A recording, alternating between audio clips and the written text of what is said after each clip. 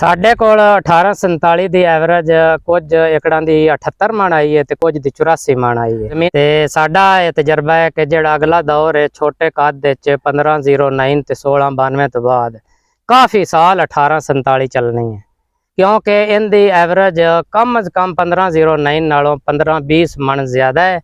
Tiller ਜ਼ਿਆਦਾ न पत्ते नोकदार खड़े होंगे न और मुंजर इतनी ज़्यादा होंगी है लटक जाती है कि बंदे हैरान रह जाते हैं और फसल फिर गिरती भी नहीं ते और इनका बड़ा ही रिजल्ट है और इनके चावल की भी क्वालिटी अच्छी है। शीशे की मानत है उनके विच कोई खाली दाना नहीं होंदा ते चमकदार होंदा है दाना नहीं। साड़ी कोई बीमारी नहीं आई, ये फसल अच्छी रही है साड़ी हर लिहाज नाल और इनका कद भी 1509 जितना ही है। टिलर थोड़े जे ज्यादा हो जाते हैं, मुंजर की लंबाई ते मुंजर की तादाद भी ज्यादा ही होंगी है। वैसे असूलन तौर पर इस वैरायटी का रेट तो लगना चाहिए 1509 का। उंज दे दाने की शेप काफ़ी हद तक कायनात नाल भी मिलती जुलती है। कायनात का तो 1509 का रेट का भी 100-150 का फर्क होंदा है। कायनात जानी बासमती वैरायटी अच्छी वैरायटी है। 32-33 साल तो मैं खेतीबाड़ी शौक ना कर रहा और 32-33 साल तो मैं अपने इलाके बीज दे रहा। इस वक्त का बीज मैं अपने पूरे मुल्क के दे रहा और फेसबुक ते मैं लिखता भी काफ़ी हाँ। व्हाट्सअप ग्रुप भी 70 मैं पोस्टां शेयर करना शौक की बिना ते करना कि किसानों ज़्यादा तो ज़्यादा फायदा हो। साढ़े कोल 1847 की एवरेज कुछ एकड़ां की 78 मण आई है तो कुछ की 84 मण आई है। जमीनां भी साड़ियाँ अच्छियां न, दरियाई इलाका है, सैलाब आ जाता है, अच्छे रकबे न, मेहनत भी साड़ी अच्छी है। ते साडा ये तजर्बा है कि जिहड़ा अगला दौर है छोटे कद 1509 ते 1692 तो बाद काफ़ी साल 1847 चलनी है क्योंकि इनकी एवरेज कम अज़ कम 1509 नालों 15-20 मण ज़्यादा है।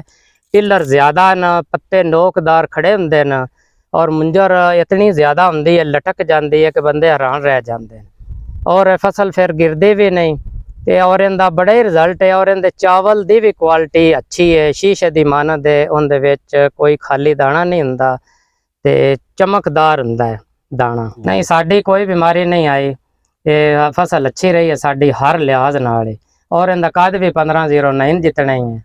टिलर थोड़े जे ज्यादा हो जाते हैं, मुंजर की लंबाई ते मुंजर की तादाद भी ज्यादा ही होंगी है। वैसे असूलन तौर पर इस वैरायटी का रेट तो लगना चाहिए 1509 का। उंज दे दाने की शेप काफ़ी हद तक कायनात नाल भी मिलती जुलती है। कायनात का तो 1509 का रेट का भी 100-150 का फर्क होंदा है। कायनात जानी बासमती वैरायटी अच्छी वैरायटी है। जिहड़ी 1509 है उस बेहतरीन रिजल्ट दिते हैं लेकिन उनके बीमारियों की लपेट आ जाती, ज़्यादा लेट लाइए फिर भी बीमारी की लपेट आती, थोड़ी जी टाइम तो गेती ला जाइए फिर भी खराब करती है। इन्होंने वैरायटियां तीनों वैरायटियां दे जिहड़ा बेहतरीन साडे इलाके टाइम है वो 15 जून तो पहले पनीरी नहीं काश करनी चाहिए। बाकी जनूबी पंजाब वाले कई लोग अगस्त जाके शिफ्टिंग करते हैं।